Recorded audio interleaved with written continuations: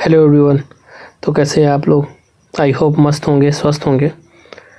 तो आज के इस वीडियो में हम लोग बीपीएससी टीचर टीआरई 4 के स्पेशल क्वेश्चन सेट देखने वाले हैं, जिसमें हम लोग क्लास 10 के केमिस्ट्री के बहुत ही इंपॉर्टेंट सवाल को देखेंगे।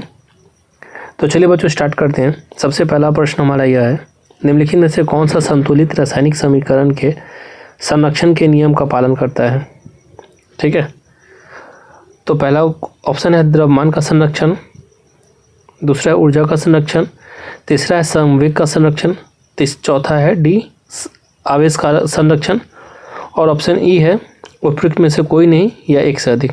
ठीक है, तो संतुलित रासायनिक समीकरण जो होता है द्रव्यमान के संरक्षण पे काम करता है। ठीक है, याद रखिएगा, संतुलित रासायनिक समीकरण जो होता है द्रव्यमान के संरक्षण पे कार्य करता है। चलिए इसके व्याख्या को अच्छे से पढ़िए।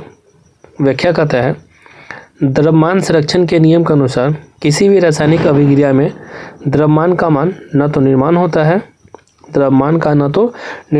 है, और न ही विनाश। इसलिए अभिकारकों का कुल द्रव्यमान उत्पादों के कुल द्रव्यमान के बराबर होना चाहिए। ठीक है, चलिए अगला प्रश्न, अम्ल और क्षार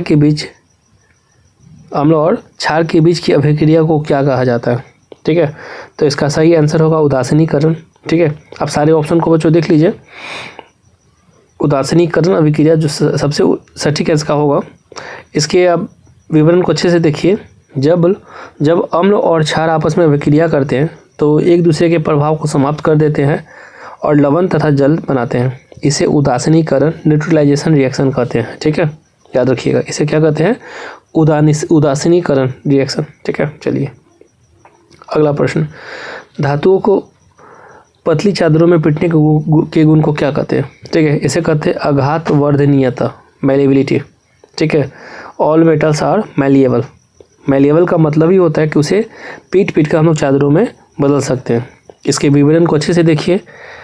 धातुओं का वह गुण जिसके कारण उन्हें पीट कर पतली चादरों में बदला जा सकता है आघात वर्धनीयता कहलाता है।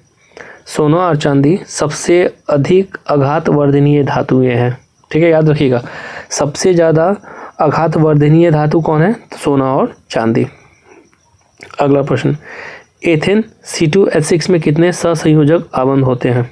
ठीक है, तो इसका सही आंसर होगा 7। अब देखिए 7 कैसे होता है, क्योंकि कार्बन के बीच में तो एक अनुबंध, ठीक है, और हर एक कार्बन 3 हाइड्रोजन से जुड़ा होता है ना, तो 3 3 6 1 7। ठीक है, इसके विवरण को अच्छे से देखिए।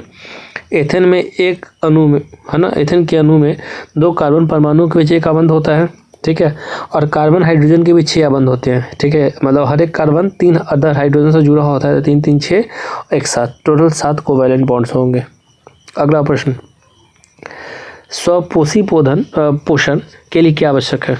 क्लोरोफिल, सूर्य का प्रकाश, कार्बन डाइऑक्साइड और जल, उपयुक्त सभी, है ना। तो इसका सही आंसर है उपयुक्त सभी होगा, क्योंकि इन सभी के प्रेजेंस में ही स्वपोषी अपना भोजन बनाते हैं।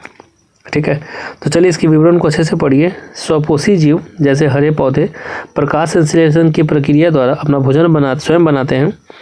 इसके लिए क्लोरोफिल, सूर्य का प्रकाश, CO2 और जल चारों आवश्यक घटक है। अगला प्रश्न, मस्तिष्क का कौन सा भाग शरीर की स्थिति और संतुलन को नियंत्रित करता है? तो इसका सही आंसर होगा सेरेबेलम, है ना, अनुमस्तिष्क। सेरेबेलम जो होता है ऑप्शन बी। इसकी व्याख्या को पढ़िए। सेरेबेलम पश्च मस्तिष्क का भाग है जो स्वैच्छिक क्रियाओं की शुद्धता और शरीर के संतुलन को बनाए रखने के लिए जिम्मेदार है। ठीक है, चलिए अगला प्रश्न, मेंडल के प्रयोग में मटर के पौधों में बौनापन कौन सा लक्षण था? ठीक है, तो इसका सही आंसर होगा अप्रभावी। मेंडल के प्रयोग में मटर के पौधे में बौनापन कौन सा लक्षण था? इसे कोई प्रभाव नहीं पड़ता है। इसकी व्याख्या को अच्छे से देखिए। ग्रेगर जॉन मेंडल के प्रयोगों में लंबा पौधा टी प्रभावी लक्षण था और बौना पौधा अप्रभावी लक्षण था, जो केवल तभी प्रकट होता है जब दोनों एलील मौजूद हो, टी मजबूत हो। ठीक है, चलिए अगला प्रश्न, किसी लेंस की क्षमता का एसआई मात्रक क्या होता है? डायोप्टर। याद रखिएगा, लेंस की क्षमता का एसआई मात्रक डायोप्टर होता है। इसके विवरण को अच्छे से पढ़िए। लेंस की क्षमता उसकी फोकस दूरी का व्युत्क्रम होती है, P = 1/f। इसका एसआई मात्रक डायोप्टर होता है, जहाँ फोकस दूरी मीटर में होनी चाहिए। ठीक है। चलिए अगला प्रश्न, विद्युत धारा को मापने के लिए किस उपकरण का प्रयोग किया जाता है? तो इसका सही आंसर होगा एमीटर। अब इसकी व्याख्या को जरूर पढ़िएगा बच्चों। एमीटर का उपयोग परिपथ में बहने वाली विद्युत धारा को मापने के लिए किया जाता है।